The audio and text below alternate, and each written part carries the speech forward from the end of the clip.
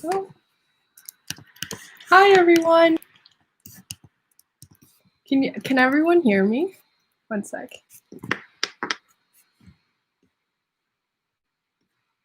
Is this working?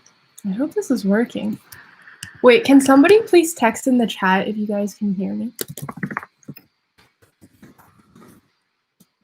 Okay, cool. There's a lag time as usual, but this is the second time we've done a stream together, and I think we're starting to get the hang of things. This is so exciting. I love seeing you guys. It looks like there are some questions that came in before the live started. I took some screenshots because I think YouTube started deleting the live chat before it started. So let's just go off the screenshot to start with. To quit. Oh my God. Honestly, I kind of had the situation. I would say first, try to figure out like why you want to quit, and have like a logical explanation for it. Like, is it the opportunity cost of being able to do something better with your time? Is it that you're not learning anymore, or something else that's like pretty reasonable that the other person would understand? And just try to almost explain it like an essay, you know, like, hey, my thesis is I want to quit, and my supporting evidence is XYZ. And then kind of just bring it to them in a logical way and kind of end the relationship on a good note. Someone said I'm watching a Trump ad for you. Yeah, I know. I was seeing all these Donald Trump ads like in the past few weeks, and it's so funny because I don't know why they show it to you in like our channel, because we're just like a college channel. Like, probably most of you guys can't vote yet, so it's just kind of funny. Please make an SAT summer plan for us. Honestly, for the SAT, I think you should just take a bunch of practice tests. My friend who got a 1600 took 8 practice tests without like purchasing any book for studying, and he got a 1600. So I think it's all about mastering the exam, not necessarily like learning anything new. You just kind of have to learn the SAT, and you only learn it by taking the test. Which school did you apply to early? I applied to Princeton and got rejected. Do you have any advice for preparing for freshman year? I would say, honestly, like, don't stress about it. So I'm preparing for freshman year for college. So I've been on all these calls with Stanford students, like asking them for advice. And it seems like everyone is just like telling me like, hey, don't stress about it. Like, you have time to explore. Just take it easy. Things like that. And it's kind of annoying to hear, honestly, because I think as an incoming freshman, you're super ambitious and you're like, I want to do everything just right when I start. But like looking back at high school, I think what I did freshman year is so different than what I did senior year. So just kind of do what you like, go with the flow. Don't stress too much about what you want to do senior year, because, you know, that's like 4 years later. So just kind of go with the flow. All right. I took both the SAT and ACT. Oh my God. Also, there's a lot of political talk right now in the chat. And so I just want to say, yesterday when Kanye said that he was going to run for president, I was low-key shook. I was like, what the actual heck is going on right now? Like, America, like, what's happening? So let me know how you guys feel about that, because I was honestly just so shook. I was like looking for a friend. I texted people and like, what's happening? Am I the only person feeling like this? How did you study for the SAT over the summer schedule-wise? I don't know. I think I didn't really have a very, very tight. How did I study? I think I just like said every day I would take 1 practice test, and that's kind of what I did. So just kind of set a schedule, have a goal of like what you think you need to do before you can get the score that you want. So for me, I was like, I need to take at least 5 practice tests to get above 1500. So that's what I did. And then I did find myself doing some like practice books. So Erica Meltzer, she had some amazing books for English and reading section. So that was my weakest section. I did her books and I improved a lot. And I ended up getting a 1550 on my first try. And I think it was just from doing so many practice tests. Who inspired you to make your YouTube videos? I think you guys, honestly, because I posted the college decision reaction video like 3 months ago. And then so many people came in with more questions. And I was like, all right, there's a demand for this. And also going through the process, I knew it was a very stressful process, and I felt like it wasn't transparent enough. So I hope that, you know, I'm kind of alleviating some stress for y'all. Yeah.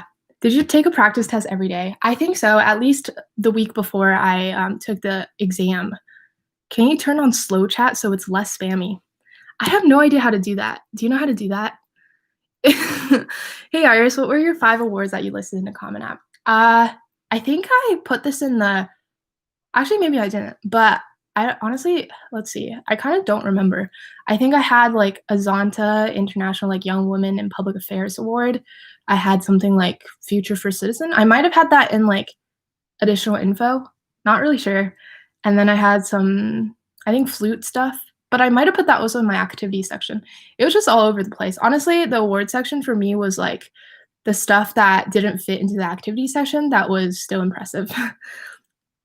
Any advice for the summer before senior year? Get a head start on your essays. That's what everyone says.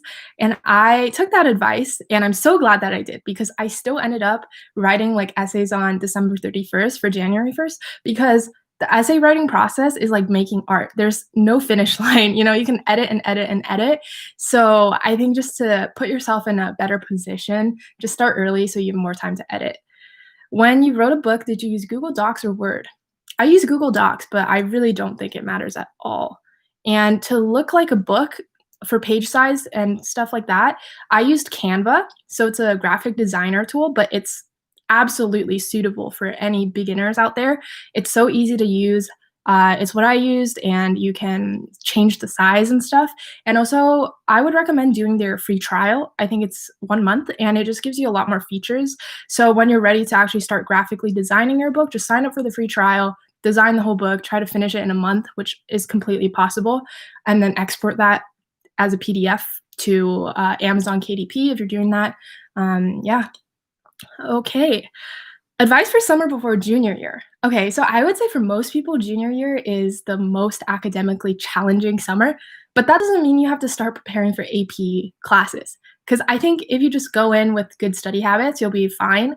So just, I think preparing for junior year, honestly, just have the right mentality. That's like 50% of everything you do.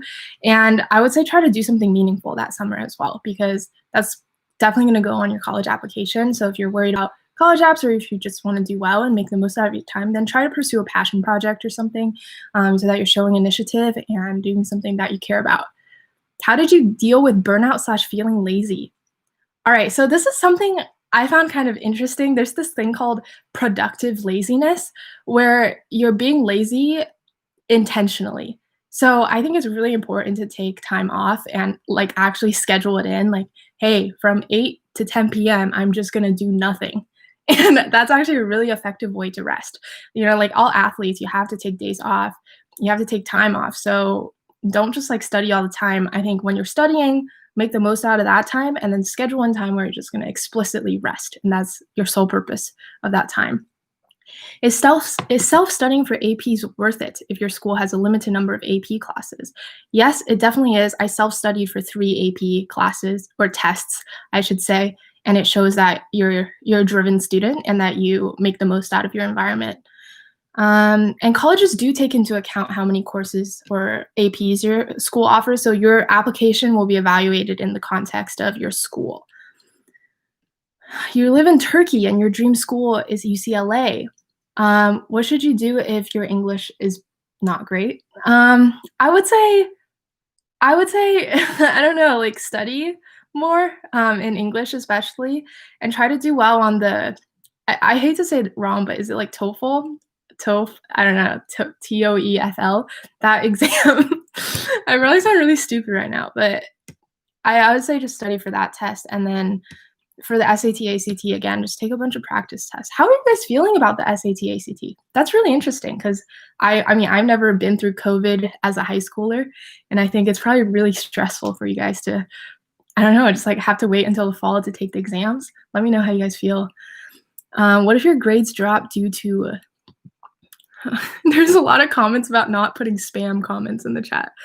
All right, if you have, oh gosh. Okay, you're a rising sophomore and you have a quick question. How much time do you spend on extracurriculars? This honestly depends week to week. Like, I think for anything in life, it's not going to be a constant, steady rhythm every single week. So just depending on what your ECs demand of you, I think your time will go up or down. And It's not really I don't think you should be concerned about the time. Worry more about the impact and scope of your extracurriculars. So with anything, it's not about the hours that you put in, it's about the impact that you get out of it or what you get out of it. Do you have any tips for how to stay happy? I love that question. So every night I do this exercise where I just like write down the top gratitudes or things that made me happy that day. And I find that it's a really great way to end the day. You end it on a happy note and realize that even though there's so many bad things that go on in life, like ultimately life is still good. And it helps put your mindset in this positive lens, which not only makes you happy, but helps you conquer challenges as they come because you'll view challenges as an opportunity for growth rather than something that's going to push you down. Hi, can you talk about how much time you spend? Oh no, I lost it. Sorry, I lost the comment, but all right, let's do another one. How do you balance school and extracurriculars? Okay, this is a really popular question. And I think honestly, I'm still trying to figure out my answer because I think it just kind of came naturally for me about like balancing using a planner, making the most out of every minute, I guess. If like a lot of you guys commented on my day in the life video that like I'm so productive, but I feel like I didn't really feel like that myself when I was going through my day. So I honestly, I guess I just don't have a good answer to this one. I just every single day I just use a planner. I put down what I need to do that day. I put the to-dos in a schedule. So every day I know from this time to this time I'm going to be doing that. Yeah, and I even schedule in, rest time, like from 7 to 9, I'll be resting and not doing anything. How much did it cost for you to write and publish your book? $0. So with Amazon KDP and self-publishing in general, it's going to be free. So what they do, at least for Amazon KDP, is they just take a huge portion of your revenue. So every time your book sells, say it's $7, I think that's how much my book is selling for. I literally get like less than $1. I think I get something cents because Amazon is taking like everything. But the nice thing about that is that there's no upfront cost. So you go in with 0 and they just make a profit from you actually selling the book, and they just take the majority of it. So if you're actually not looking to make money from your book, which I think the majority of people don't, book writing isn't a great way to make money. You can't really make money out of it. Even outside of self-publishing, you still can't make that much money. So don't go in with the mindset to make money. Amazon KDP is completely free when you start. You just don't make that much. You're a boarding school student, so you can only do what is offered at the campus, but the school is not challenging enough and limited extracurriculars. Would that affect you? I think for anything, like admissions officers look at you from the context of your school. So the important thing is to take advantage of everything that's offered to you and try to go one step beyond that. So what's something that you can create at your school if there's not enough extracurricular activities? Maybe you can start a new club or something. And if it's not challenging you enough, you can still take classes outside of the school, I hope. Like you can do Coursera. I know so many other online courses are popping up because of COVID. So there would be a lot to do. Would making a magazine be a good passion project? So this really depends. I think magazine at this point has become a really popular passion project. I've seen that a whole bunch by now. So I would maybe like give it like a 6 or 7 out of 10. And it can go up or down depending on what topic your magazine covers. So if you cover something that is less common, then that could make a better passion project. You're interested in business and law. Are there passion project ideas? Oh, geez. Maybe something that combines. Oh, that's so hard. I'm not sure. I mean, I guess like you could technically do like a magazine that writes on the intersection of business and law. That could be kind of unique. Or you can create an organization of some sort that makes money out of doing lawyer-like things.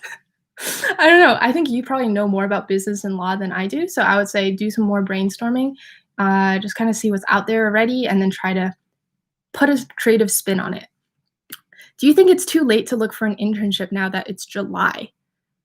I don't think so. I think a lot of internships are 8 weeks long, and like now it's July. So if you have an 8-week internship, it'll end at the end of August. So it's kind of perfect timing, especially if your school starts late August or early September. Do you have any regrets on stuff you worked on in high school? Yeah, so my biggest regret in high school is not quitting things earlier. So I started high school playing tennis, doing band, doing a lot of, I guess, basic extracurriculars, a lot of people would say. And, I didn't really enjoy them. I just felt like because I was in them, I have to keep doing them to show commitment. So I actually didn't quit until junior year. And I think that's a really huge mistake because I could have gotten an earlier start with more time if I had earlier start with my passion projects if I had quit these generic extracurriculars earlier on. Of course, if you do enjoy stuff like band or tennis and you feel like you're growing as a person because of them, then keep doing it.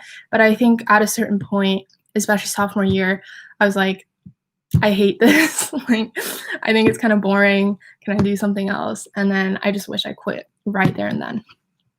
You're writing a historical research paper, but you're a bit nervous that this is the first time you've done nonfiction outside of school. Advising on formatting/time management. Yeah, so I think it's great to be nervous about anything because that means it's going to be challenging and you're going to grow as a result.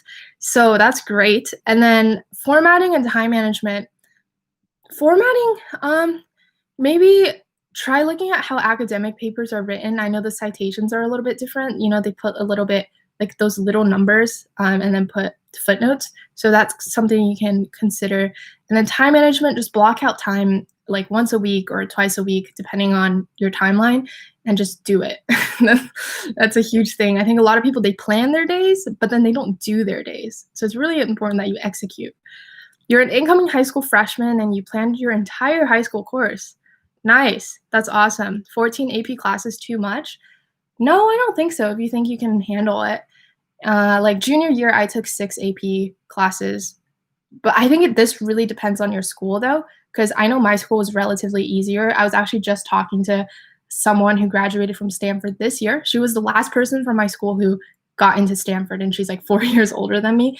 So she was just saying how when she was adjusting to Stanford, it was actually really hard because our high school was pretty easy. So she felt like she was just like kind of swimming so hard trying to stay afloat. And I was like, oh gosh, I'm so nervous now because I'm like, I thought high school was pretty easy too, but sounds like Stanford's actually going to be hard. And then you hear other people from other schools who's like, oh, high school was so much harder than Stanford. Like Stanford's a piece of cake. And I think that just goes to show how diverse our high schools are these days. There's some really hard high schools and really easy high schools. So it really depends on your high school. Do you think your economics book contributed to more of your application or the Video Pal program? Ooh, that's an interesting question. I think maybe kind of equally. If you guys watched the video it's called Note from My Admissions Officer, she wrote kind of about both. So the 3 extracurriculars that she mentioned was me playing at Carnegie Hall. That was for flute. She mentioned my passion about the gender gap in economics, I think, which is my book. And she also mentioned this like cross-cultural thing, I think, which is my Video Pal program. So I think both did. Do you think high school is as difficult as people hype it up to be? Again, that really depends on your high school. So talk to people from your high school. If a person is a higher leadership position than you and you want to become higher than them, I'm a rising sophomore, because you want to be president of the club, what can you do? Wow, Jackson, you sound very competitive, but that's okay. I'm also a very competitive person. What can you do? I think that really depends on the process that your school has. Like, is an application, is it more like political, or yikes, like just like I was saying, my high school wasn't competitive. It was pretty easy. So like for all these club leadership positions, we didn't have to apply or anything. It was more political. Like you're friends with the current president, they're graduating, and then they make you the president the next year. So if your school's like that, maybe try to be friends with the president. If your school actually does applications, then just do a really good job, a really thorough job on the application. All right. How would you rate the passion project of making an app out of 10? So again, I think this really depends on the topic and purpose of your app and how it connects with the rest of your application. So just making an app itself is pretty popular among high school students. So that, again, might be like 6, 7-ish. But then if you can make it an app that becomes like on the App Store front page or something, that can become like a 10 out of 10. So it really depends. Any tips for freshmen? Love your channel.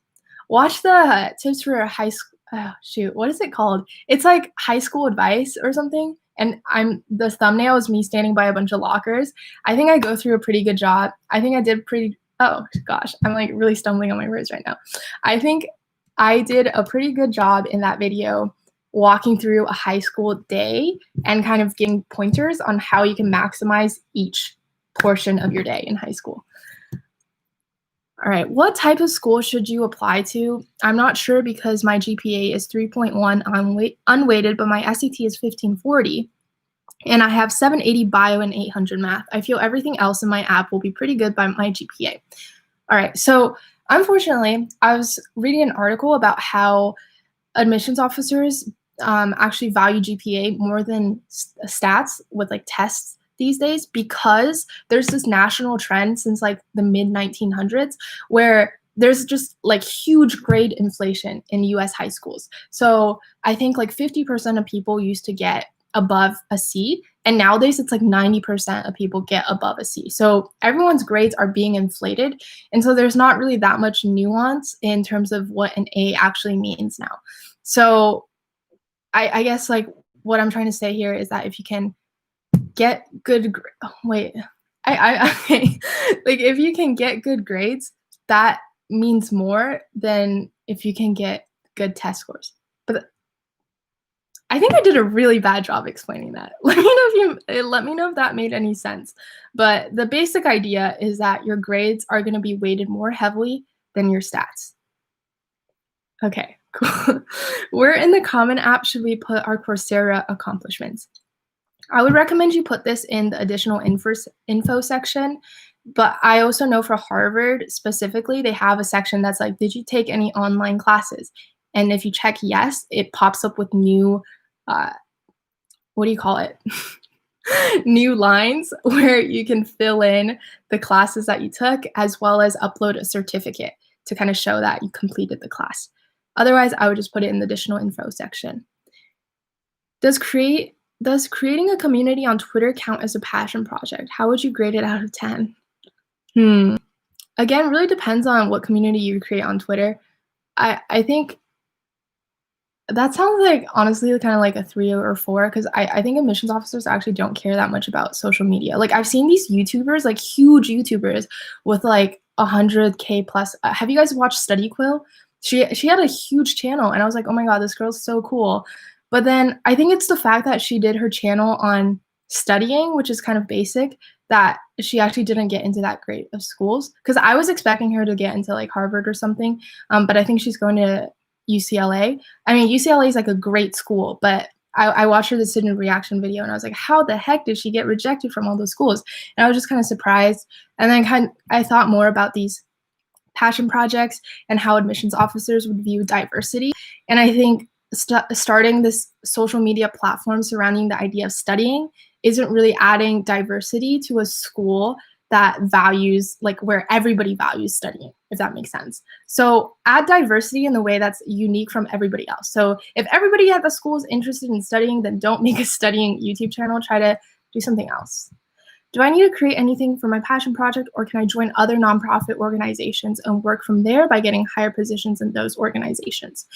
So the definition of a passion project is something where you take the initiative and create something that wasn't there before. That's why it shows initiative and what you value. So just by virtue of what a passion project is, you should be creating something new. And by creating that, you show initiative, and you also show directly what your interests are and what your values are. So definitely create something. So you've been working on a book on Latin for beginners, since internet resources for Latin tend to be scarce, and you're really passionate about linguistic education. What do you think? That sounds super interesting and super unique. First off, Latin is not the most popular language, so that's a standout factor. And then secondly, working on a book about it is also super standout. And then, yeah, and then you're addressing a real need because there's not enough internet resources for Latin. So I would say this is probably like a 9 out of 10 project. And if you can bring it to impact like thousands of people or something, and have it expand beyond the United States, that's like honestly like 10 out of 10. All right, how are admissions officers? Oh, I lost it. All right. How are admissions officers going to determine how smart you are, and if you can handle the rigor of if SATs might be canceled?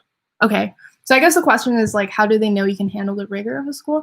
So I think their bar for handling the rigor is actually pretty low. Like if you guys watch like all those videos on like how I got into Stanford with 1320 SAT, that's like just saying like admissions officers actually don't care that much about your test score, as well as you can show some basic competence in doing well in school. I think you'll be fine because schools like Stanford and Ivies, they actually have a lot of support, like tutoring support, everything like that for you. So it's really hard to fail the school, I think. So the hardest part is getting in, and then getting out is going to be easy. So I think they just actually don't care about the SAT or the ACT. I'm not sure why they still have it, honestly. Like I know the UCs are getting rid of it within the next 5 years, and then every other school is going test optional. So I would say like SAT and ACT just really doesn't matter. It just doesn't. Like my friend who got a 1600, he got rejected everywhere, like literally everywhere. And he had pretty good solid ECs. Like he was principal cellist. He was varsity tennis captain. I feel like he just did all the right things, but then got rejected from all the Ivies, MIT, Stanford, USC, and then got into like public schools. He got into UCLA, Berkeley, and UW, and he's going to UW. But it's just kind of sad. Like he had everything perfect, 4.0 GPA, 1600, all these extracurriculars. He still got rejected. And that's when I really started reflecting on like, what the heck, like how did I get in? I didn't have a 1600. And I think it's just, you just have to stand out in diverse ways. All right. I am so scared for junior year because I have to study for the SAT and figure out a good passion project. Do you have any advice? Because I just study all day and ignore the passion project part. Again, guys, don't stress out about the SAT. Like I truly don't think it matters that much. So just don't even study that much. All right, should I do Model UN for 4 years, or should I do 4 history AP classes instead? The last 2 years of MUN counts as an AP class. If you enjoy Model UN, I would say do Model UN because that's more interesting than doing 4 history AP classes. And also MUN counts as AP, so definitely just do MUN with the 2 AP classes that it counts as. All right, you're working on creating an international nonprofit to help technologically advance education in third world countries. How would you rate the passion project out of 10? How popular is it?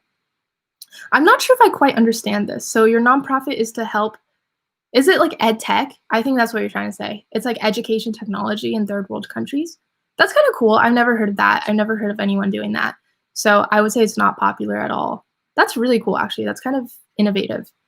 So I'm like, wow, I'm kind of interested right now because I'm writing a book this summer on education technology and policy. So this is pretty relevant. And I've never heard high schoolers pursuing ed tech startups or nonprofits.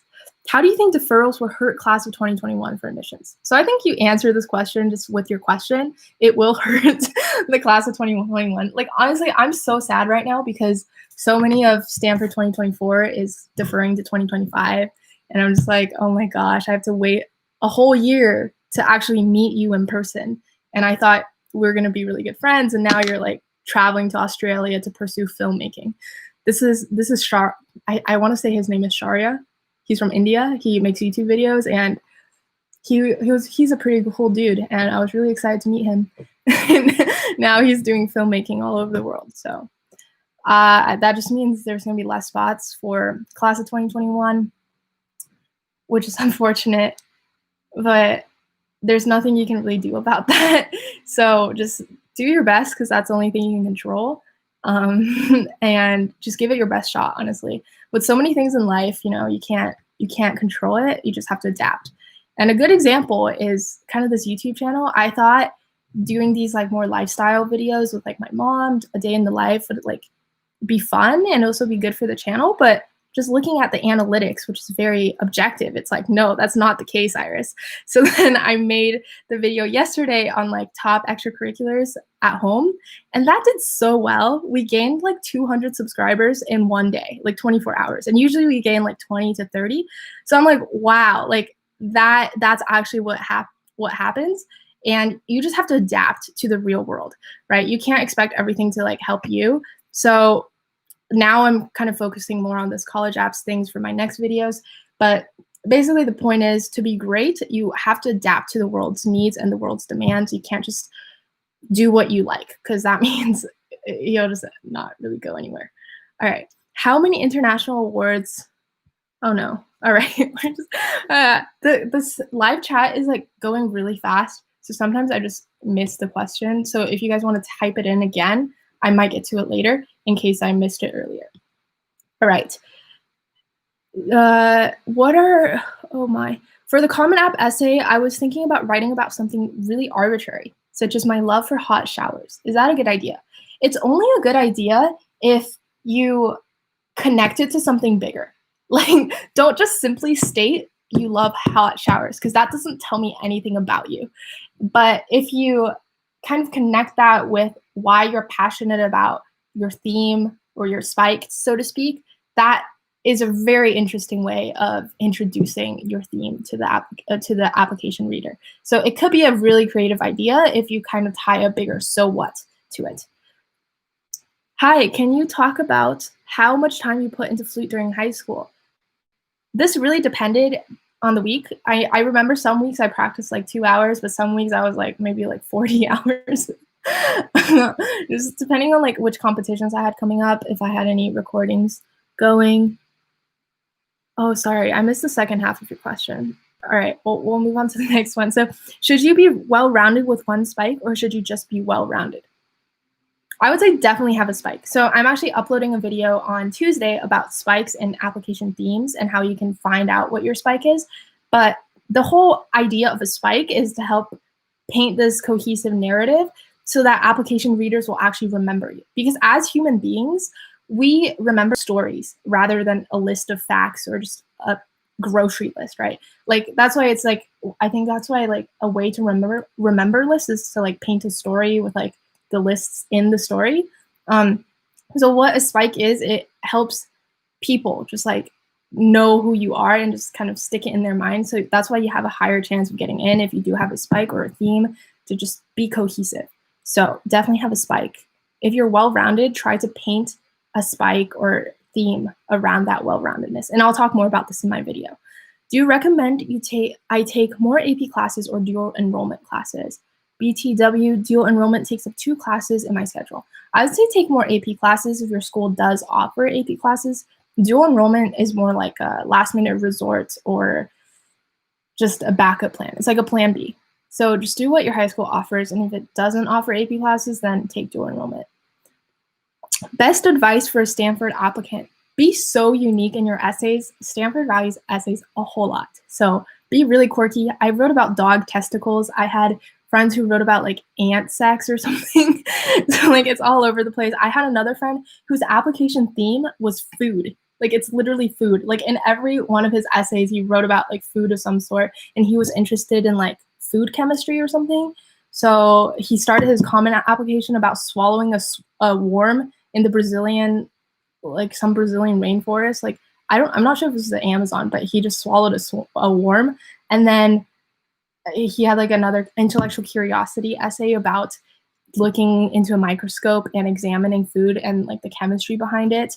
And then he had like another essay about making chocolate with his mom, another essay about traveling to Japan to eat more food. So it was just food. And I think that paints a vivid picture in a person's mind, and it helps the application reader remember you. Like, hey, he's the food applicant. Let's admit the food applicant. Otherwise, if you have no narrative, it's going to be really hard to actually say like, hey, let's admit that person. But then they're like, who is that person? So really try to make yourself memorable by putting yourself in a cohesive package. How many international awards do you, we lost it. All right, rate the passion project of youth empowerment / leadership. Youth empowerment / leadership is so broad. I'm not really sure what you're saying, but it also is a very popular thing people are doing. So it might not do that great. What would you do if you could go back to your freshman year of high school? I would say just don't do things you don't like. Do things that you do like. Thanks so much for your advice. Do you see a common thread among Stanford students, and how did you know it was right for you? Okay, I think the common thread between Stanford students is very intellectually curious. Like people are so curious about different things, and I just love that. And then I knew Stanford was right for me because of how down to earth everybody was. So everybody is like brilliant, and then at the same time they don't brag about it, and they're not like over the top about their accomplishments. And I think usually like you have this really normal conversation with someone, and then like an hour or two in, you realize they were like on Forbes 30 under 30, and you're just like, wait, what? So it's just cool how people don't lead with their accomplishments, but they're so genuine the whole time that you truly enjoy the conversation, and it's meaningful. Because I think in high school, so many of my classmates, they would just like gossip, just talk about news and stuff. But then when I'm actually talking to a lot of Stanford students, I actually feel like I'm being pushed intellectually, and also just pushed to like consider a different perspective, so that I actually come out of the conversation with something new and fresh. So that's really refreshing. What was your dog testicle story about? Go check out the video I made on the Stanford essays I wrote. How much sleep did you typically get, especially for junior/senior year? I would say junior year, I got like maybe like 6 to 8 hours. And then senior year, I probably got like 8 to 10, because I had mono the beginning of senior year. So I was literally so tired. And it was the worst timing, because first quarter or first semester senior year is like, it's like a pretty busy semester for most people. And luckily for me, my junior year was my heaviest year. So my senior year first semester was actually not too bad. But then having to apply to 20 colleges, that was like a whole lot of work. And I was just so tired all the time, and it was so bad. And I needed like at least 10 hours of sleep some days. It was a struggle. It was just so bad. Don't get mono. Do you know how to go about starting research at universities? So some universities partner with programs that allow high schoolers to apply to. So that's how I got my research opportunity. I applied through a program, and it matches you with a professor. So that's what I did. But I know a lot of friends who do cold emailing outreach. So what you can do is you go on the university website and go to the department that you're interested in, and then look at the list of professors. And usually you can see their work, so their recent publications. You can also see their email address, maybe even their phone numbers. And so pick the professors that you most want to work with, and then take a look at their publications, and then draft a cold email that references their publications, so that really shows your interest. Or just like directly cold call them. I have friends who had enormous success with cold calling, and I think cold calling is in general more effective than cold emailing, because they hear your voice, they know you're a real person, and they're more likely to say yes to a real person than a piece of text. So cold call if you can, and always reference what they're doing and why you're interested and what you can contribute. What would you do if you could go back to your, oh, sorry, we already did that. Do you know anyone, any advice on how to break out of a timid shell when looking for opportunities? I get nervous and don't apply because of how I look at what my classmates think of me. Yeah, so a big thing I say is to develop this don't give a shit attitude, where you just don't give a shit about anything. So it's a challenge, and it's definitely easier said than done. But I think the more you do it, the more you realize that other people actually don't care as much as you thought they would care about what you're doing. Because everybody is dealing with their own insecurities, their own problems, and they probably care more about themselves than they do about you. So at the end of the day, people actually don't care that much about what you're doing. So just kind of put it in perspective and just challenge yourself to do something that scares you every day. I think this is a really great quote from a famous person somewhere who I can't remember, but the quote was, do something that scares you every single day. And I lived by that through, like, I would say like sophomore, junior year of high school. And that really pushed me to go out of my comfort zone. And by doing things that scared me, I found that they became less scary over time. And I just grew exponentially as a person as a result. Okay, if you could guess, what percentage of the class of 24 do you think is deferring? You know, I have no idea. Someone did a poll in our Facebook group chat, and it was like it was like a less than 10% deferral rate. But then I also heard that after the deadline to apply for a deferral, that admissions officers were still saying that you can email them and still defer. So I think a lot of people actually did that, but I would say maybe it's like a little bit less than 10%. How did you find programs to earn awards that stood out from your application? Okay, so I don't think I had the best awards, actually. Like I'm now talking to these other Stanford students, and their awards just blow my mind. And I think I just looked at the internet, and honestly, a lot of the awards that I got rejected from, I see other people who got accepted to those awards, get into Stanford. So even though I got rejected from them and they got accepted, I guess we both got in. I'm not really sure what that says, but I just searched online. I looked at other people's LinkedIn profiles, and if there's something that I found impressive and that I felt like fit my application, then I would just apply. And then the biggest thing is to not be afraid of getting rejected. So if you check out my website, I actually have a failure, or I think it's called a rejection resume. So that was just a thing I did to kind of put myself out of my shell, so to speak, by just putting it out there. Like, hey, this is everything I got rejected from. Our culture, for whatever reason, really values success over failures. And I don't think we should just be talking about everything we succeed at, because the failure is really the stepping stone to success. So let's also celebrate the rejections, because, you know, it's a step toward success. So that's why I made the rejections resume. You guys can check it out. It's everything I got rejected from, but it's also a bunch of great opportunities that you guys can apply to and maybe get accepted to. All right. Most important thing to accomplish sophomore year. That really depends on you. I would say the most important thing might be to just figure out what you're all about. What do you want to do a passion project in? And a big part of figuring that out is to actually do things. So try things, and if you don't like it, then quit right away. But if you do like it, continue pursuing that. I know for sure that you want to study architecture in college. You recently only started liking architecture. You don't have much experience. Well, colleges find this okay. I don't know what year in high school you are, but given that it's still the summertime, you can still do something related to architecture right now to show that interest. How do you think COVID will affect the class of 2024? I mean, we're starting college with 2 classes on campus. So if you guys didn't know, Stanford is doing 2 classes per quarter, which means it's going to be half the student population. And that just means I won't be able to meet any upperclassmen at all. So, because upperclassmen is going to have 2 other quarters than we would. And then also we're doing summer quarter. So I'm going to go on campus from September to November, and then we're leaving. So then it's going to be December to June, no school / 1 quarter of online school. And then we're going to have another quarter, June to August. So it's just a wacky school year. And also, when we're on campus, we're still taking online classes. That's that's how it's affecting us. All right. For your book, did you have to pay Canva? No, I did not. It was completely free. And as I suggested earlier, I really think you guys should get a free trial for 30 days because it allows you to do premium things like adjust the dimensions whenever you want or other things like that. So it's just more handy if you get a trial, and it's completely free if you just finish it within 30 days. But even if you don't have premium, it's still completely possible to do it free. How do you stand out among other applicants if you don't have legacy? So this is where the spike or application theme comes in, and I'm doing a whole video on it coming out Tuesday.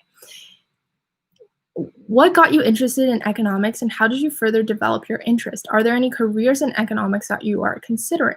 So I got interested in economics because I just took a class in like 8th grade, and I was like, oh, that's so cool. I like the analytical side of it, and I like how it applies to people. So being a people person and also kind of an analytical person, it just kind of fit my personality maybe. And then I did a competition in it, which was fun. So that's how I developed it. And then I wrote a book on it. That's how I further developed it. And then careers in econ. Honestly, I might go into consulting for like 2 years or something that's kind of econ related. Otherwise, I'm not really sure. Drop your skincare routine. I don't really have one. I wash my face with water, and that's about it. I do it in the morning when I brush my teeth and at night when I brush my teeth. Where and how did you find images for your book? So I did pull them off of Google search, but then I referenced it. So I would put the link. So I'd be like source link for the image. And then otherwise I pulled them from Canva. So they have a bunch of free images that you can use. And I'm pretty sure it's copyright free. If it's not, then I'll probably get sued, but I'm pretty sure it's copyrighted. It's not copyrighted. So anybody can use them, and you should be good to go. Is having one international award better than having multiple state regional awards? I think so, yes. But also not all international awards are the same. So it really just depends on how competitive it is. So the more competitive it is, the better. How would you rank a nonprofit about teaching younger audiences? All right, I'm sorry to say this, Jonathan, but that's just I've seen that a lot, a lot, a lot, and I think at this point, it probably seems pretty generic, especially to admissions officers who read so many of these applications with young people starting nonprofits. So, I don't know. I I think it's if you could go a little bit more specific about how you teach young audiences or what you're teaching, that could be a lot more unique. Is making an educational website impressive since it's a personal project instead of a team? Again, I think this is very similar to Jonathan's idea about like teaching or just I actually don't know what you mean by educational here. Again, very vague term. So I think in general, the more specific you get, the more unique it will become and the more it will help your application. What would you rate what do you use to edit your YouTube videos? I use Final Cut Pro right now, but I also used iMovie for a while. How would you rank a book that teaches girls about self-love, body love, and eating disorders? That's that's more interesting. Again, just because I think you got more specific. So as the other person were saying, they were just teaching young audiences, and that's too general and too broad. So teaching girls about self-love, etc., that's more unique. So I think that's a better idea. How did you write a copyright page and index for your book? Copyright page and index. Okay, I didn't have a copyright page. As I said, I just kind of put the source in like smaller fonts on the same page. And then for index, I guess I didn't have an index either. I just had a table of content. All right, y'all making me feel like my book was like so trash right now.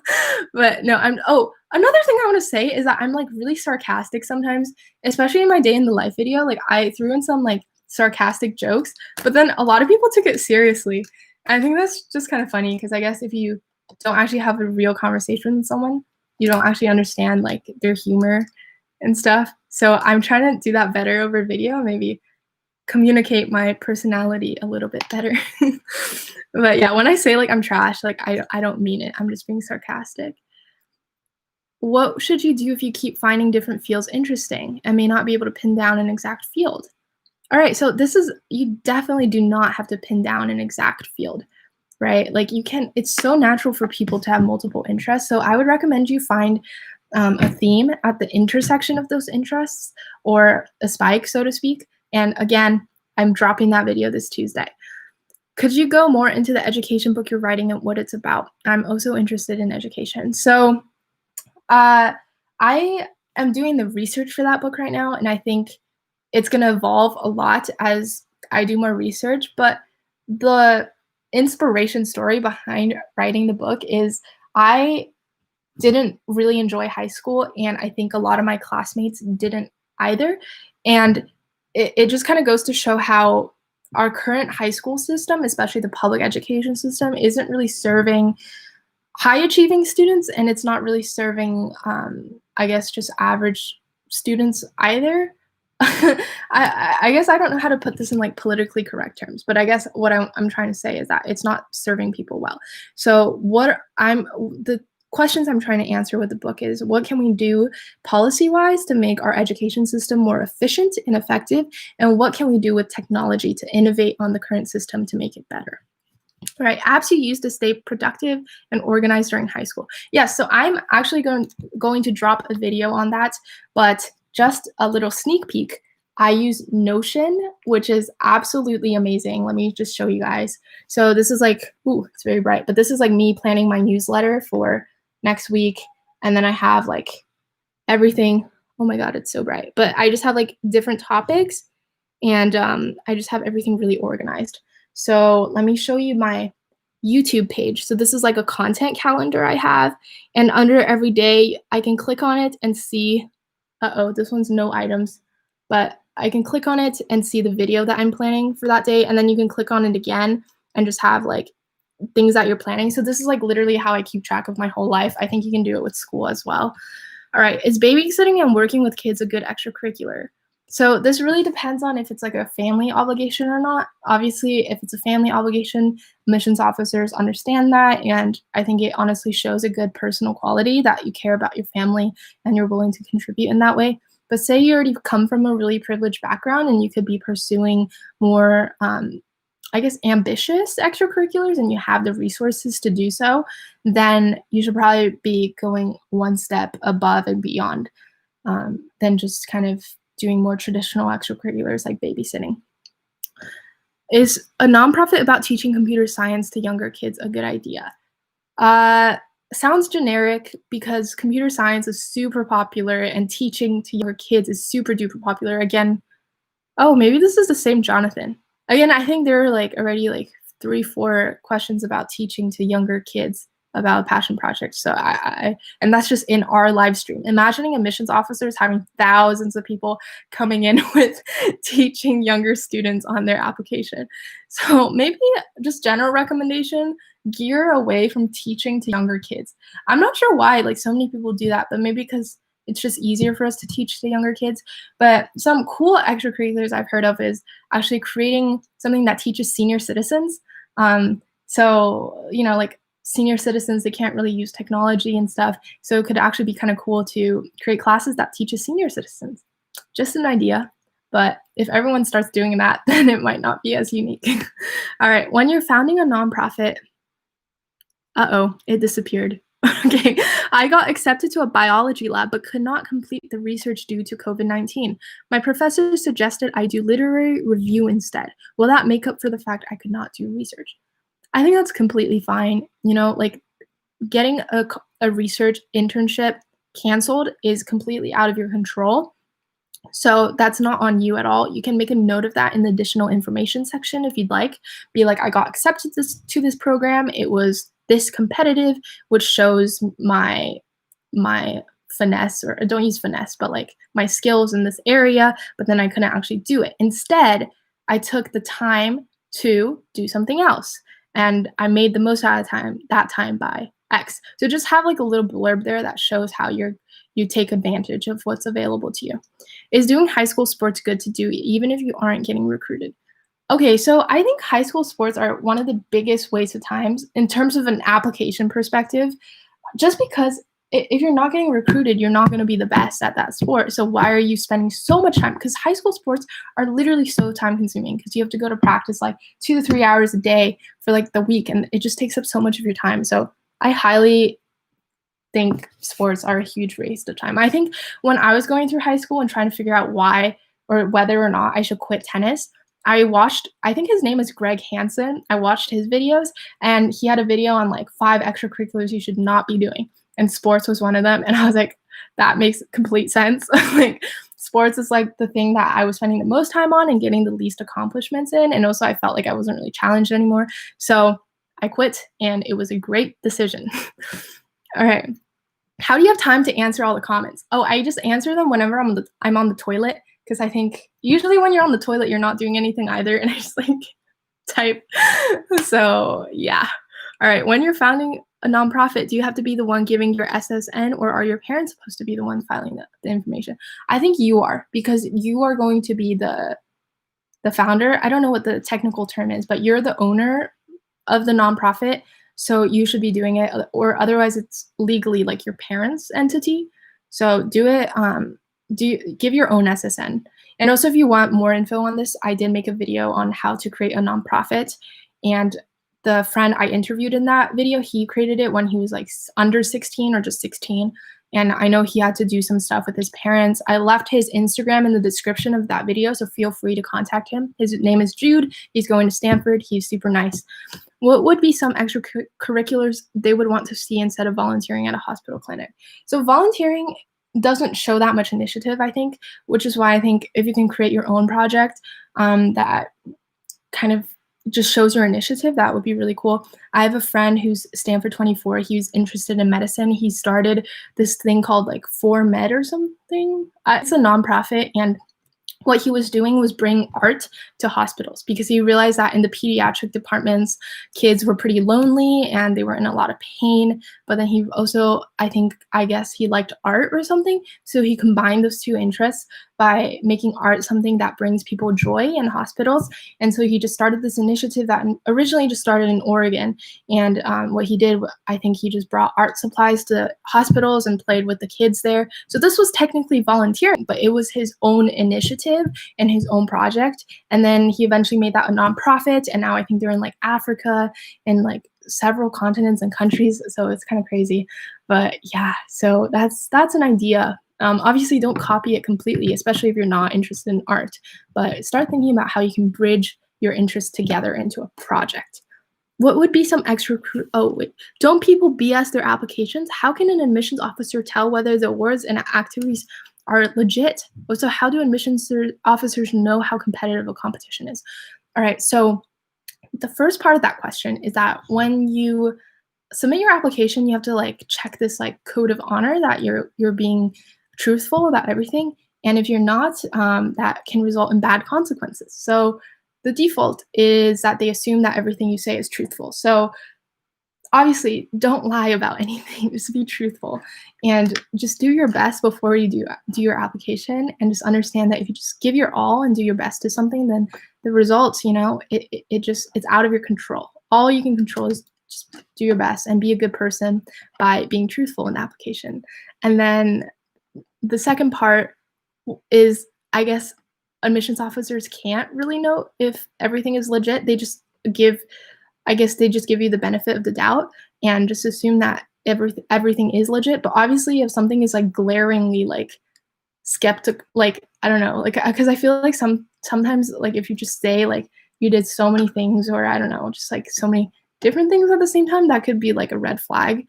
So that could be a way they can tell that it's not legit. And then the third part of the question, how do they know something is competitive? So there are big household names. So like, how do we know the New York Times and Wall Street Journal is big? Because everybody has heard it. So within like the science research realm, like I'm not even a science person, but I know that ISEF, like Intel, like something, and then Regeneron. I can't even pronounce these, but I just see them like all over the place. So that's how I know it's competitive. And admissions officers definitely know that. And like RSI, that's a science camp, I think. So they know those are competitive. And also they just see so many applications every single year. Like they see tens of thousands of applications. And I think at a certain point you can tell. So for example, like Forbes 30 under 30, that's definitely more competitive than say an award that you've never heard of. That's kind of the gist. When you're founding, passion project ideas for people interested in marketing. Thank you. Marketing is very, very specific. Oh, geez. Maybe honestly starting like an ad business or something where you help other people market their products. Or if you just start a business of your own and become successful at it, that could be interesting. I think for this one, it's just going to be, you have to be very successful at what you're doing. You said teaching CS to younger kids is generic. I work super hard to make my program international, but I'm so sad. Is there any way to make my organization unique then? But I can't just stop. So making your organization unique is by like excelling at it. So if something is generic, say like math, but you're the best person in the world at it, then you're still unique, and like that's still a top-notch international extracurricular. So I'm saying it's generic because it's popular, which means it's going to be harder to stand out in. So if you work super hard to make your program international and you think it's one of the biggest like CS programs for kids out there, then by all means, that's great. That's still a unique extracurricular just by virtue of your accomplishments in it. So it's more unique, not because of the CS part, but because of your accomplishments, if that makes sense. So my advice to you is to keep expanding it, keep getting as many people as involved as possible, and just try to be one of the best CS programs for younger kids out there. And you're in a pretty competitive field, so it can actually do that. That's very impressive. Do you think making a website for teens that acts like a safe space for mental health would be impressive to colleges? So I think this is very similar to the CS idea for younger kids. It's all going to boil down to how many people we can actually reach and how much impact you make. Yeah, I think this is true for a lot of passion projects. Is it okay if your spike is something that is non-academic? Absolutely. It definitely is okay. So watch my video coming on Tuesday. I talk more about this. Do you think starting a blog about women's health and space medicine or creating an organization to help girls increase access to swim lessons in my city as well as internationally would be impressive? That's pretty interesting. And I've never heard of anybody doing like swim lessons to kids. That's very interesting. I'm like kind of curious right now. So I think anytime that you say something that makes people curious, like say, huh, and kind of turn their head, that's a good sign. And then, yeah, obviously expanding the scope and the reach. That's great. That would be impressive if you can get it international. You're wondering if you have a certain method or technique that you use for note taking to study better. Um, Note taking. Okay, this is gonna get some hate maybe, especially to all those study tubes out there. But I personally don't really believe in note taking because I think when you're note taking, you're not actually paying attention in class because you're paying more attention to what you're writing. And then, like for math, for example, I just find it so much more helpful if I just sit there and try to absorb everything instead of like frantically writing because then I'm only like 50% paying attention. So yeah, I would say don't take notes in class. And this is especially true for classes where like your teachers upload their slides to their website or something. So I know most of my teachers did that. So what I would do is during class, I would literally just pay attention and I would try to come up with good questions to ask during class. So I was focusing 100% of my energy on what was presented. And then if for some reason after that class I was still having questions, then I would just look at their website and go on that day's slides to refer to what they said. And that was a good way for me to review. So in a sense, the slides that they uploaded were my notes, and I just spent 100% of my energy in class focusing on what they were teaching. Am I wasting time teaching environmental education topics to younger kids? That also involves hands-on experiments as well. Topics include its pollution as well as, and you make a lesson plan to teach everything. So that could be a really awesome project if your interest is environmental science, and it seems like that is the case. So I would say keep doing it if you're truly interested in it, and then just again try to expand the scope, try to get more people, like more students into your program, and try to expand beyond your local region. How can I get information about SAT and ACT? You're a sophomore, but you have no idea whether you should start prepping and taking practice tests. When is the best time to take the SAT or ACT? So I think the best time to take it would probably be like freshman, sophomore year. I took mine after freshman year, and I just took it once and I was done. So I think it just alleviates so much stress if you take it earlier on and just know that you have a good score and you're good to go. Especially for this year with like COVID playing out, like it's just so bad if you wait, like if you waited until end of junior year and now you're just in so much stress because you're like, oh no, like don't know if I can actually take it in the fall. So it's good that they went test optional, so it's less stressful for people. But if colleges somehow change their policies later on, I think it's just great to get it over with. You're wondering, is making your own program campaign to clean beaches impressive, especially if you end up making it an organization? Is running 2 of your own businesses for 45 years if you earn a lot of money? Okay, so the questions are just like beach cleanups if it becomes an organization, right? So beach cleanups, I think it could be impressive if you have more of like a social mission behind it, which I guess you do because you're trying to clean beaches for the environment. So I would say, again, it's going to be the reach and the scope.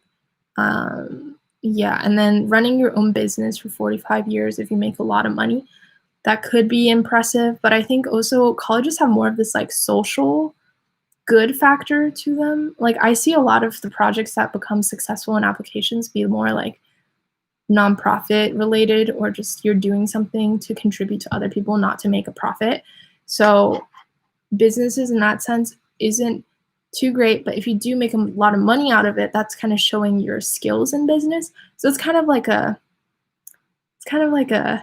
balancing thing that you have to kind of think about. Maybe if you make a lot of money, you can donate it or something. That can help with the social cause. All right, you're starting a tutoring service for underserved youth. Would that be good for college? I think it could be because of the underserved youth, like inner city children. If you watched my video about the nonprofit, the person I interviewed actually that's what he did. He started a tutoring service for inner city kids. And then I'm also writing a realistic fiction novel. Is that good? That could be really cool, especially if you get it through like a publisher or something, or if it sells a lot. Any tips on how to get closer with your counselor? Oh, this one's juicy because this is like a very big question I had. I had no idea how to get closer to my counselor, and I don't think I actually did that great of a job. So one, I was actively trying to get closer to my counselor. I guess I would just like stop by her office, even for no apparent reason, just to like talk to her. And I think counselors, being the people they are, they try to make small talk and try to be nice and welcoming. So just like literally set a goal for yourself. Like this week, I'm going to go to my counselors 3 times and then like check it off and just make a commitment to do that. And I think you will get closer to your counselor. What state am I in? I'm in California and it's like 7:30 p.m. What time is it for you guys? I'm just curious. Do you think making a community for students affected by domestic abuse would be good? That's kind of interesting. So there's the social good factor. And then I've never heard anything about domestic abuse coming from high schoolers or people doing initiatives that addresses domestic abuse. So that could be interesting. How can a computer science student stand out in college applications? I have a paid software development internship, but don't know what else to do. Yeah, so computer science is a pretty competitive field.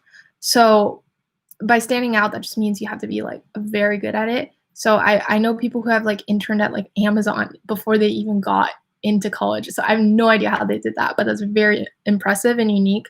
So if you can build an app that gets like millions of downloads, that would be amazing. Yeah, maybe build an app. Build an app that's COVID related and get millions of downloads. Get it sponsored by the US government. Get Elon Musk to download it. I don't know what I'm saying now. Get Elon Musk to tweet about it. All right. Do you think making, oh shoot. Is it okay to have extracurricular activities that aren't about your academic interests, but instead about your hobbies, even though you really want to study my academic interests in college? I mean, yeah, of course, it's okay to have any extracurricular activity. It's kind of funny how a lot of you guys are asking, like, is it okay to do this? Like, guys, there's nothing wrong about doing anything, okay? I think so many high schoolers, and I was definitely in your shoes, are very stressed about like, oh my God, am I doing the right thing? But just trust your instincts. If you like doing something, you're doing the right thing, okay? Just keep doing what you like and try to get better at it. And just by virtue of doing so, you will build accomplishments in it and it will be impressive because it aligns with who you are. Any tips for confidence in introverts, such as advocating passion projects? What did you do that work? Would it be the same for advocating your own nonprofit? I'm not sure what you're saying by what you mean by advocating your nonprofit, but tips for confidence in introverts. This kind of falls back to what we were saying earlier about just stepping out of your comfort zone and doing one thing every day that scares you. Literally just do it. And the more that you do something that scares you, the less scary it'll become. All right. Do you think in terms of sports, there are any experiences that you can take away and use it to write your essays on? Yeah, I've seen many common application essays about like a big moment in sports and like what they taught you as a person. So that's something you could do. Yeah, so I think you can draw a lot of life lessons out of sports. So that's something you can integrate into your essays. How are you able to volunteer to teach English in China? So I literally just reached out. I did a cold outreach. So I saw this school for underserved children in Beijing. So if you guys don't know, Beijing is very, how do we want to say this? Gentrified in a way. Like there's the rich districts and there's the poor districts. And then also the Chinese government is not great about, or I guess it's more like the Beijing government is not great about promoting equality. So a big thing about like Beijing politics is that if you were born in Beijing, then you have hukou, which is kind of like residence. And then if you don't, then you don't have a residence and then you don't get all these benefits. So you can't go to public school in Beijing and the private schools are in Beijing are ultra expensive. So being like a migrant worker from like the countryside in China, trying to make it in Beijing, you can't afford private school and then you can't go to public school. So it's like, what are you going to do?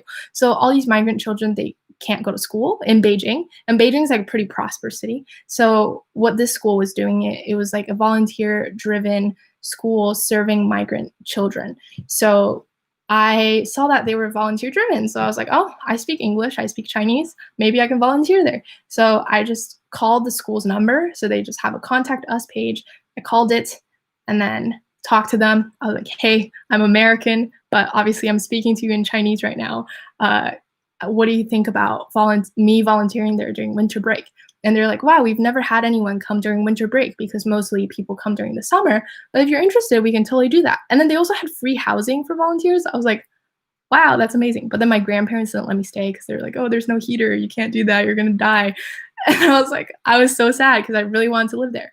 But It was fine. I lived with my grandparents, and they drove me with a taxi every single day. It was actually ridiculous, but I guess it was out of love. They cared about me, so they just kind of like very babied me. And then during the day, I would just go there and teach English, and it was really fun. All right, I want to get closer to my teachers and counselors, but I feel like I'm wasting their time if I'm not asking them questions, you know? I totally feel that. I sometimes like with my like 3 times a week talk to this teacher commitment, I would actually draft like a notes doc on my phone of just like questions that come up that I want to ask them, and then I just ask them. And then usually what happens is I just ask one question, and then the conversation spirals into something beyond that question, and then I don't even have to ask any other questions. So just have a question as like a conversation starter if you can't start the conversation, and then go from there. All right. Ooh, how much does it generally cost to file for a nonprofit status? Can you do it for under $700? So this is really state dependent. So every state has different policies. So research your state. But I remember Oregon, I think it was like $250 to start at least with the first paperwork, and I was like, that's expensive. That's why I didn't go through with it. So it depends on your state. Could you make a group chat or some other platform for your subscriber community? I think we could have some interesting, productive conversations.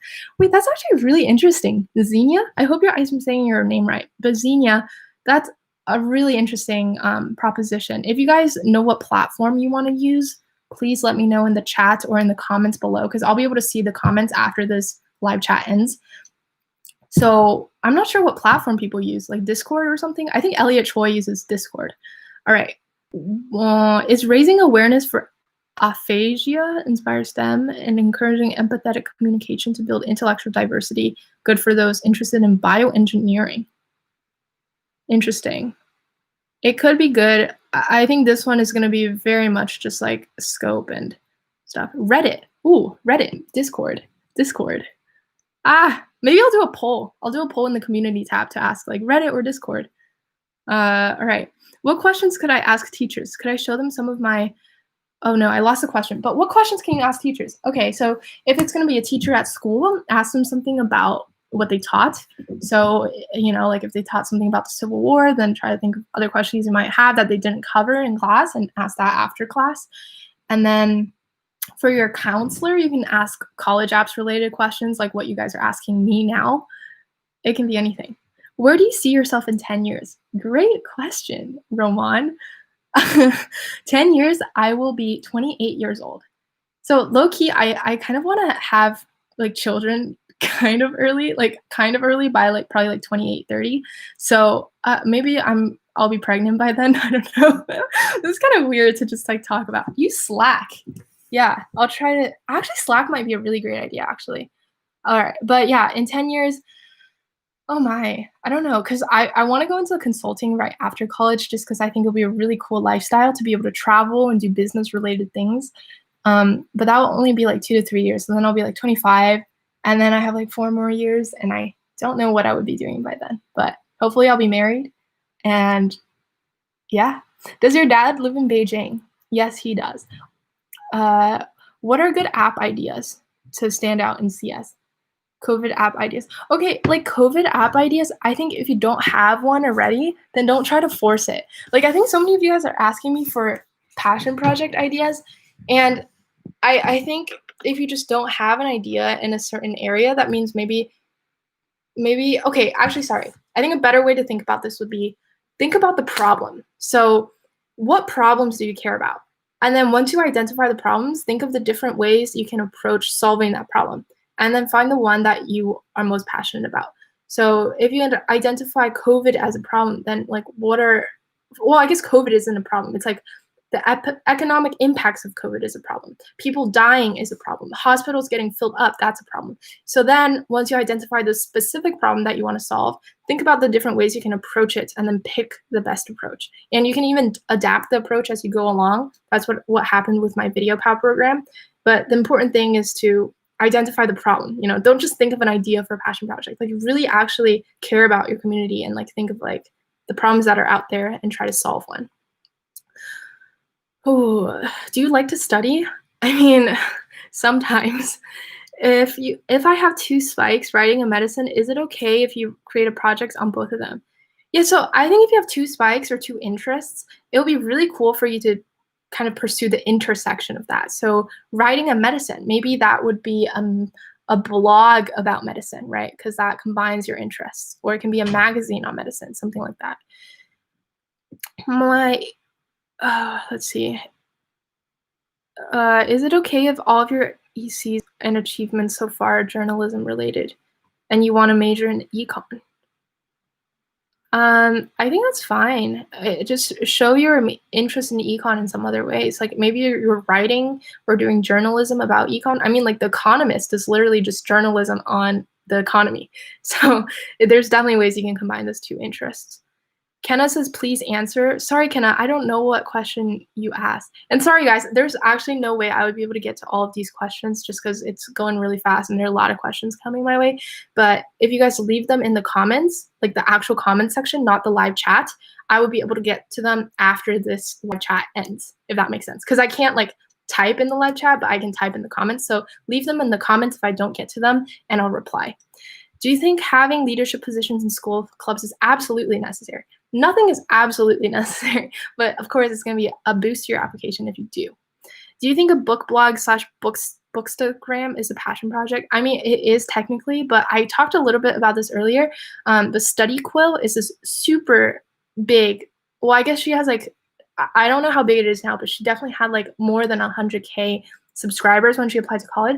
And I thought she was going to get into such good schools with that passion project, but then she didn't. And then I reflected on it and I was like, maybe it's because, you know, like everybody at these schools likes studying. So just by creating a study social media platform, you're not showing anything unique about yourself. Are you the smartest person in the world? Wow. Kaden, I'm definitely not the smartest person in the world. Any cool and valuable opportunities to do in Oregon under quarantine that you know of?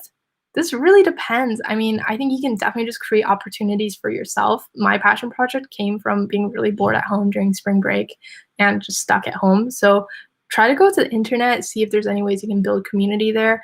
Watch the video I uploaded yesterday for more ideas there. And then, yeah, okay. Do you know if any scholarships are open for 15-year-olds? So the sad thing is that like scholarships are mostly for high school seniors because those are the people applying to college. So it's actually very rare to find scholarships that are open to people below senior year. So I don't think you should worry about scholarships right now, honestly. Girl, you've got a long way to go if you're 15 right now. Don't you ever get tired? All that productivity, sis. You need to take a nap and rest. Guys, I do take naps and rest, and I actually schedule in times to rest. So, for example, I'll like literally schedule in like movie or something, or like hang out with mom, or call with Kelvin, and things like that. So, I do schedule in to rest, and I think that's how I keep myself going.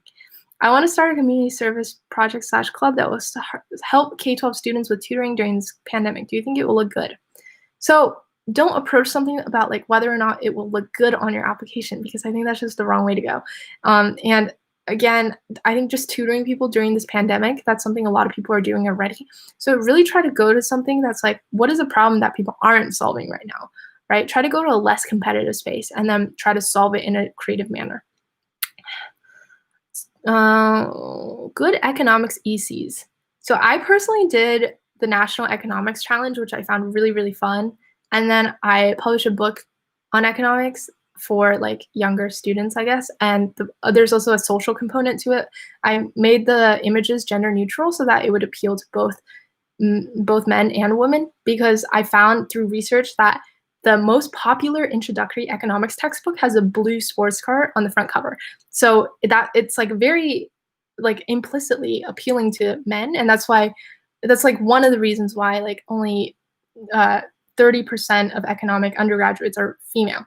So I was like, that's very interesting. Maybe I can address it through some way. And then my solution was this gender neutral intro book to economics, that like girls could read and actually like not have this like bias toward economics as a male field. All right. Is getting sponsors for my nonprofit impressive? That is very cool. I would say it is impressive. All right.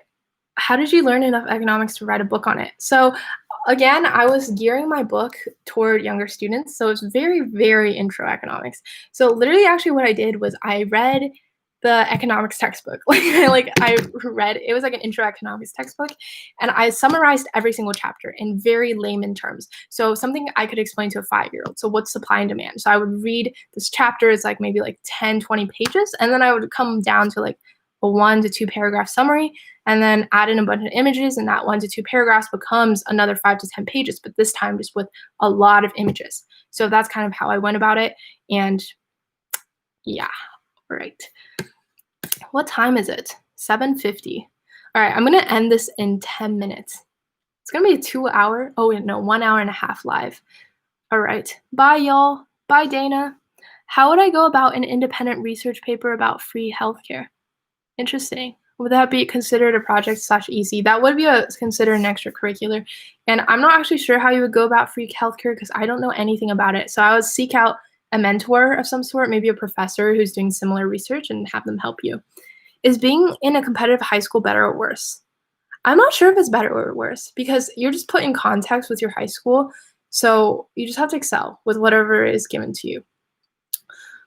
I have a passion for nutritional health and have started a club about this and setting up a healthy eating initiative. Can you share your opinion on this? I might even write a book on this. Interesting. I haven't heard of many high schoolers being interested in nutritional health. So that is a pretty niche subject area to be in. And then setting up a healthy eating initiative, that could be very interesting as well. Try to put a social component into it. So maybe you're helping like lower social economic status people with healthy eating, or you're teaching inner city school kids about the benefits of healthy eating or something like that. And I feel like this might be more of like a actionable organization type of topic or extracurricular to go into. How to get into the Yale Young Global Scholars Program? Apply. That's step number 1. Step number 2, be genuine in your essays. And step number 3, just let go and whatever happens will happen. Yeah. And it's really funny because when I applied to YYGS, I don't think I really thought that much about it. And now, like, all these people are like, oh my gosh, how do we get into YYGS? And I think it just shows how competitive everything has gotten, which is very, very crazy. But YYGS was a very awesome experience. I highly recommend. Just apply. That's the first step. I'm pretty sure the year I did it, the acceptance rate was like 30%. So like 1 out of 3 people got in, which is pretty good, I would say. So just be yourself in the essays. That's really important. If you write a fiction novel, but it doesn't get published. Oh, what if you write a fiction novel, but it doesn't get published? I'm currently writing it, and it deals with a lot of social justice issues.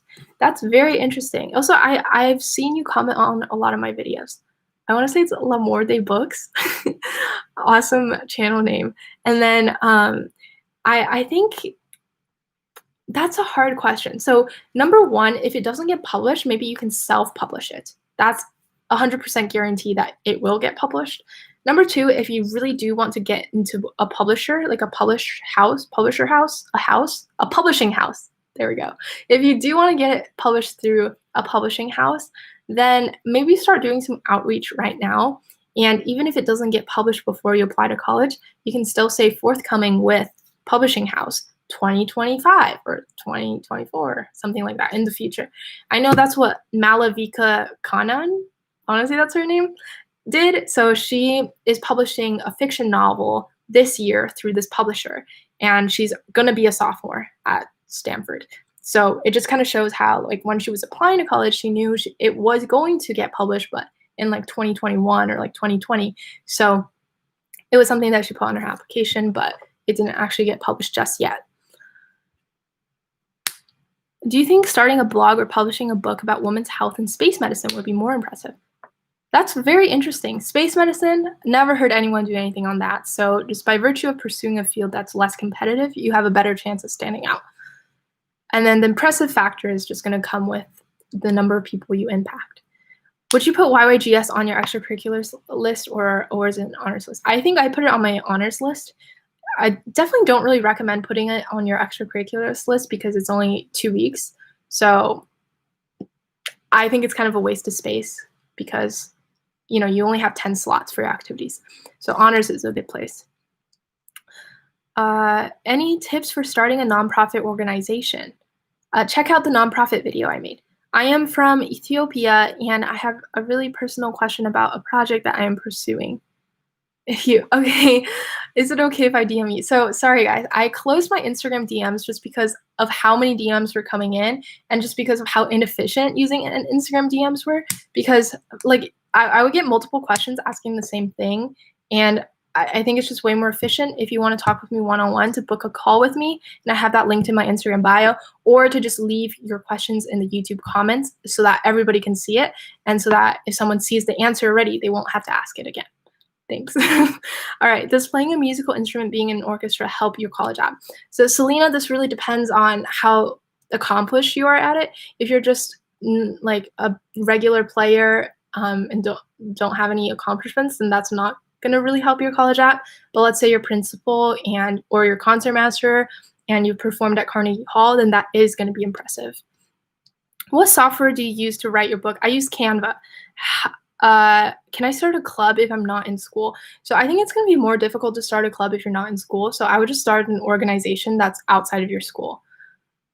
Is working with a USC linguistics professor to develop an app like Duolingo, but for dying languages, good for computer science students.